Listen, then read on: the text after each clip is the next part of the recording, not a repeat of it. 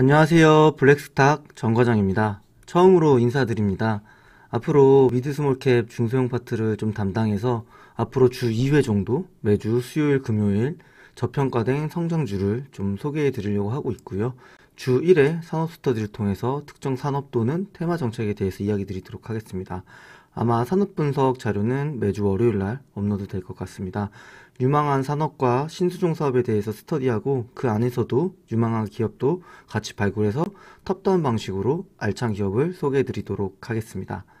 특히 매출액과 영업이익, 순이익이 5개년 연속 꾸준히 성장하고 미래 컨센서스가 내년보다 내후년이 압도적으로 좋아질 것으로 기대되는 기업을 소개해 드리려고 하오니 많은 성원과 관심, 응원 부탁드리겠습니다. 오늘은 2022년 개화기에 접어들고 있는 영역에 대해서 이야기 드려보도록 하겠습니다. 많이들 들어보셨을 수도 있을 것 같습니다. 작년부터 나라에서 이제 인가자 사업자를 모집을 했고요. 마이데이터라는 사업입니다. 마이데이터라고 혹시 들어보셨을까요? 일반적인 정의는 앞에 보시는 것처럼 기업이나 공공기관에 있었던 데이터의 권한을 개인에게 이전시켜 고객 데이터 주권이 개인에게 전환된다는 걸 얘기를 하는데요. 굉장히 좀 어렵지 않나요?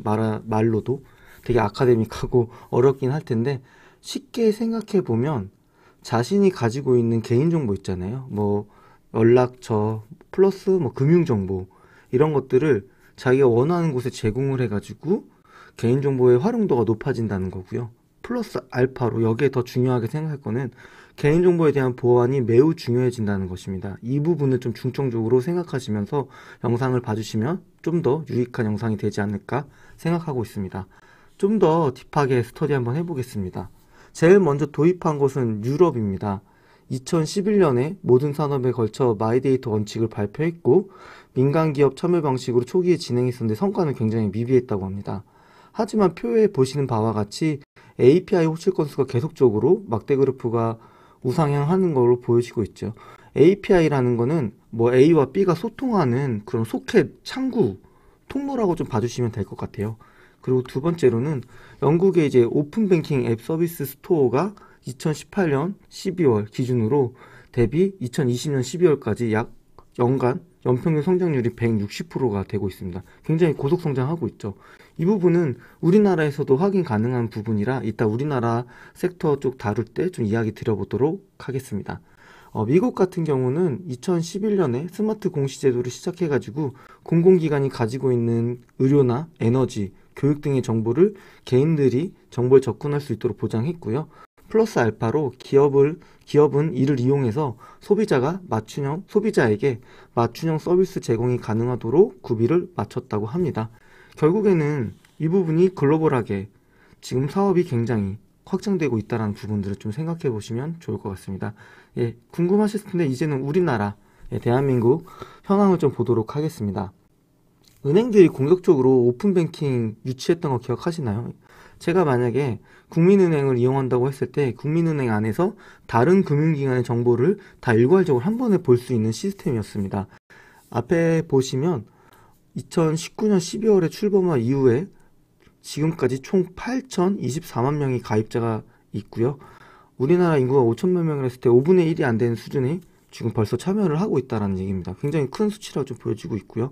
가입자 중에 이제 1.5억 개 계좌가 가입이 되어 있습니다. 이거는 21년 올해 5월 24일 기준으로 등록된 숫자고요. 그리고 1년 5개월 만에 누적 거래량이 48억 건을 넘어섰다고 합니다.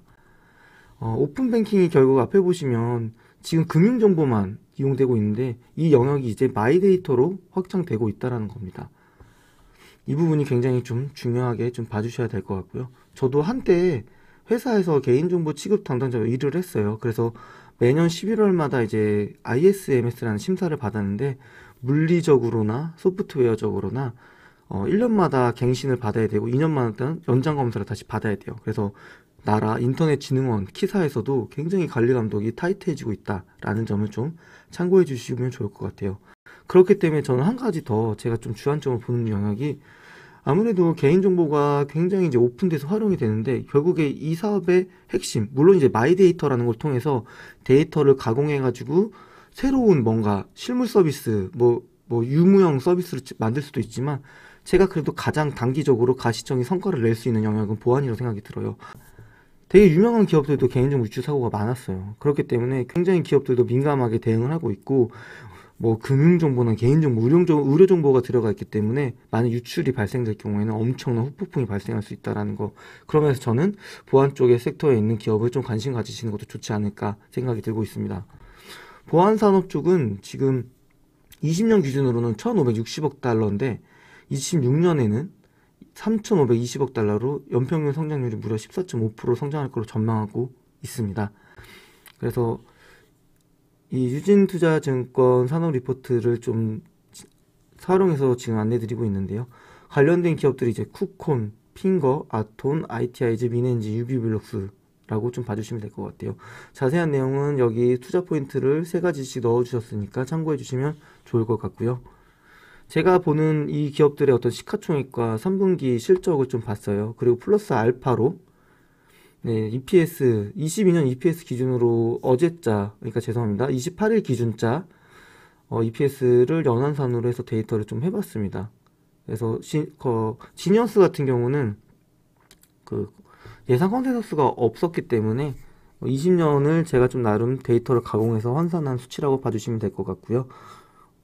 이런 내용들 좀 참고해서 접근해 보시는 게 어떨까 생각이 들고 있습니다. 네, 자세한 내용은 다시 기업 리포트를 통해서 접근해 드리도록 하고 안내해 드릴 수 있도록 하겠습니다. 네, 저는 이상 블랙스탁이었고요. 항상 개인 투자자분들의 성공 투자를 응원합니다. 네, 감사합니다.